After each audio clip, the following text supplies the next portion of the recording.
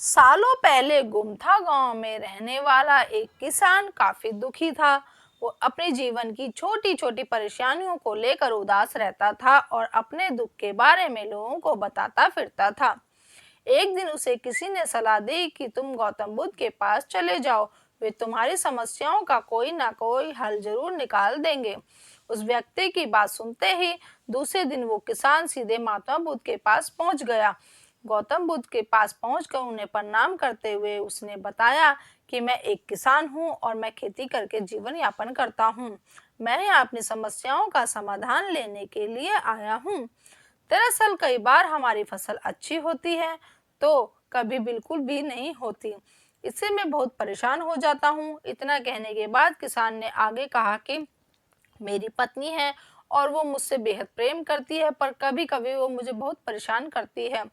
उससे मैं तंग आ गया हूँ और कभी कभी लगता है कि अगर वो मेरे जीवन में नहीं आती तो मैं कितने अच्छे से रहता।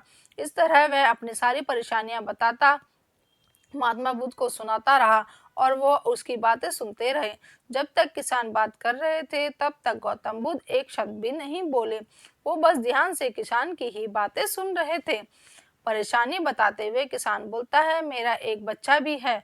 वो है तो काफी अच्छा, पर कई बार मुझे परेशान करता है और मेरा कहना नहीं मानता। उसके ऐसे व्यवहार से मुझे लगता है कि वो मेरा बच्चा नहीं है। ऐसा कहते हुए किसान अपनी सारी परेशानियों को बताता गया। इस तरह किसान ने अपने जीवन का सब कुछ जो उसे सताता था और दुखी करता था वो गौतम बुद्ध को बता दिया। अब किसान के पास उन्हें बताने के लिए कुछ नहीं बचा और उसका मन काफी हल्का हो गया। महात्मा बुद्ध से सब कुछ कहने के बाद वो उनसे अपनी परेशानियों के समाधान की उम्मीद लगाए बैठा था। काफी देर तक गौतम बुद्ध के जवाब का इंतजार करने के बाद बेसब्र होकर किसान ने ऊंची आवाज में महात्मा बुद्ध से पूछा, क्या आप मेरी समस्याओं को लेकर कुछ नहीं कहेंगे? तब गौतम बुद्ध बोले, मैं तुम्हारी किसी तरह की समस्या में कोई मदद नहीं कर सकता। किसान ने महात्मा बुद्ध से ऐसे जवाब की उम्मीद नहीं की थी। वो उनका जवाब सुनकर हैरान हो गया। उसे अपने कानों पर भरोसा नहीं हो रहा था। उनसे भगवान बुद्ध ने पूछा कि ये आप क्या बोल रहे हैं? क्या आप मेरी समस्याओं का समाधान नहीं कर सकते? मैंने सुना है कि आप सभी की समस्याओं का समाधान करते हैं, तो मेरी समस्याओं का क्यों नहीं करेंगे? महात्मा बुद्ध इस बात पर किसान से कहते हैं कि आपके जीवन में जितनी कठिनाइयां हैं उतनी हर किसी के जीवन में होती है और सबको अपनी छोटी समस्या भी बड़ी लगती है। आपके जीवन में कोई ऐसी समस्या नहीं जो दूसरों को ना हो। हर व्यक्ति को अपने जीवन में सुख दुख का सामना करना पड़ता है। हम चाहे जितनी भी कोशिश कर लें, लेकिन हमारे जीवन में सुख और दुख दोनों आएंगे ही आएंगे। कई बार हमारे अपने हमें बेगाने लगते हैं तो कई बार बेगाने भी हमें अपने लगने लगते हैं। सभी का जीवन ऐसी समस्याओं से घिरा हुआ है जिसका कोई समाधान नहीं है। अगर किसी के जीवन में एक समस्या जाती है तो दूसरी समस्या आ जाती है।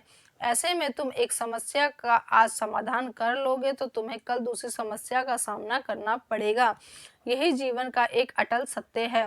बुद्ध की बातें सुनकर किसान को गुस्सा आ जाता है और वो उन्हें बोलता है कि लोग आपको महात्मा कहते हैं। मैंने लोगों से ये भी सुना है कि आप सबकी परेशानियां दूर करते हैं, पर मेरी समस्या का निवारण करने की बजाय आप मुझे फिजूल की बातें बता रहे हैं। मैं आपके पास बहुत उम्मीद लेकर आया था, पर अब मुझे लग रहा है कि आपके पास मेरा आना व्यर्थ हुआ। मैंने जो भी आपके बारे में सुना था वो सब झूठ है। महात्मा बुद्ध को इतना कहकर किसान वहां से जाने लगता है।